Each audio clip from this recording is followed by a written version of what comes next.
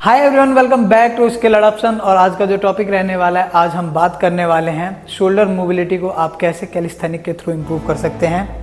First हमारी जो exercise रहने वाली है वो है लाइट बैंड से आप शोल्डर डिसलोकेशन करें, और इसको हम 3 फेज में करेंगे। एक intermediate phase, beginners phase, intermediate phase और एडवांस फेज। तो बिगनर्स फेज में आप लाइट बैंड को यूज़ करें और कम से कम इसके 8 से 10 रेपिटेशन 3 सेट्स करें। अगर आप बिगनर्स हैं तो फर्स्ट आपकी चॉइस होनी चाहिए लाइट बैंड से करें। फर्स्ट मैंने आपको लाइट बैंड से करके बताया बिगिनर्स के लिए शोल्डर मोबिलिटी आप कैसे स्टार्ट करें। अगर आप बिगिनर्स हैं तो अगर आप इसको ईजिली परफॉर्म कर पा रहे हैं तो आप इंटरमीडिएट की तरफ बढ़ें, और इंटरमीडिएट बढ़ने के लिए उससे थोड़ा सा हार्ड बैंड आप इस तरह का बैंड ले सकते हैं और सेम इसी एक्सरसाइज को परफॉर्म करना है।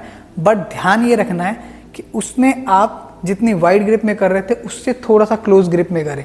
और साइंटिफिक इसे समझना क्या है, जब आप इसको कर रहे हैं परफॉर्म तो ये ध्यान रखिए कि आपकी कमर आर्च ना हो। आप ऐसे ना करें, ऐसे नहीं करना, आप न्यूट्रल स्पाइन हो आपकी, और आप करते वक्त ध्यान रखिए आपकी बॉडी स्ट्रेट रहे, आर्च ना हो। और साइंटिफिक वे में समझे तो मेन कैसे ये मूव हो रहा है ये ध्यान रखना है। आप जब मूव कर रहे हैं तो आपका स्कैपुला एलिवेशन मूवमेंट में जा रहा है। जब आपका बॉल एंड सॉकेट रोटेट हो रहा है तो आपकी रिट्रैक्शन मूवमेंट आ रही है जो टुवर्ड फ्रॉम द स्पाइन होती है, एंड स्लोली बैक जाएं और स्लो परफॉर्म करें। सेम इसको आप परफॉर्म कर सकते हैं 3 वेरिएशन में। आप स्टैंडिंग कर सकते हैं 8 से 10 रेपिटेशन, सेम स्टैंडिंग कर सकते हैं। आप सेम इसको एल सिट में बैठ के कर सकते हैं, एल सिट पोजिशन में। लाइक आप बैठ गए, then you can do this type of variations.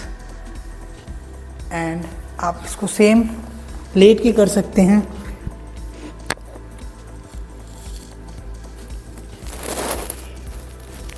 और एडवांस में परफॉर्म करना चाहते हैं तो आप इसे सेम स्टिक के साथ या किसी भी बारबल के साथ यूज़ कर सकते हैं, जैसे कि अभी मैं आगे दिखाने वाला हूँ। तो गाइज़ आप ये ध्यान रखें कि आपके पास अगर कोई इसी तरह की स्टिक नहीं है, इस तरह का रॉड है तो ये भी चलेगा। बट ध्यान ये रखना है क्योंकि इसके अंदर इलास्टिसिटी नहीं है, ये स्ट्रेच नहीं होगा। तो इसलिए मैंने आपको बोला कि मैं आपको बिगनर्स, इंटरमीडिएट और एडवांस तीनों मूवमेंट में बताऊंगा कैसे शोल्डर को रेंज को इम्प्रूव करना है। तो अब इसी को सेम रॉड के साथ करना है, कोई ग्रैब करना है, स्लो करना है। बट ये ध्यान रखना है आपको एल्बो लॉकआउट रखनी है, एल्बो बैंड नहीं करनी, एंड स्लोली परफॉर्म करना है। आप इजीली परफॉर्म कर पा रहे हैं तो आप इसी को सेम थोड़े से कम रेंज ऑफ मोशन के साथ भी ट्राई कर सकते हैं, लाइक ये या ये। तो ये आप जैसे जैसे ट्रेनिंग करते रहेंगे वैसे वैसे आपकी शोल्डर मोबिलिटी रेंज को जल्द से जल्द इम्प्रूव करेगा। और अगर आपकी शोल्डर मोबिलिटी अच्छे से इम्प्रूव हो जाती है तो आप हैंडस्टैंड भी बहुत अच्छा परफॉर्म कर सकते हैं। तो गाइज मैंने आपको तीनों की तीनों एक्सरसाइज बताई शोल्डर मोबिलिटी के लिए, लाइट बैंड से, हार्ड बैंड से, और स्टिक या पाइप या किसी भी तरह से आप एडवांस लेवल का कर सकते हैं। और एक और एक्सरसाइज आप अपने रूटीन में ज़रूर डालें। आप पाइप या किसी भी इस तरह के रॉड का यूज़ करें और एल्बो को ऐसे रख के आप अंदर की तरफ स्ट्रेच करें। बट आप ये ध्यान रखें कि आपको थोरेसिक को मूव नहीं करना, लाइक ऐसे नहीं करना। इससे क्या है कि आपकी लेट्स स्ट्रेच होएगी।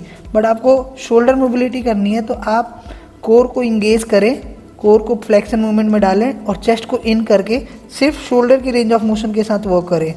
इस पोजीशन में आप अपने को होल्ड करना है, ये कम से कम 15 से 20 सेकेंड्स आप होल्ड कर सकते हैं। तो ये भी आपके शोल्डर मोबिलिटी को अच्छे से इम्प्रूव करता है, साथ ही लेट्स को भी स्ट्रेच करता है। तो गाइज ये सारी एक्सरसाइज अगर आप अपने डेली बेस रूटीन में डाल रहे हैं तो ना ही आपकी शोल्डर मोबिलिटी इम्प्रूव होगी, बल्कि आपकी शोल्डर से होने वाली जो शोल्डर में इंजरी है उससे भी प्रिवेंशन करता है। साथ ही पॉस्चर को बहुत ही जल्द इम्प्रूव करेगा और हैंडस्टैंड सीखने में बहुत ज़्यादा हेल्प करेगा, और हैंडस्टैंड से रिलेटेड जर्नी में भी ये बहुत इंपॉर्टेंट रोल निभाएगा। तो गाइज मिलते हैं नेक्स्ट वीडियो में। सी यू सून। फिट रहें और हेल्थी रहें।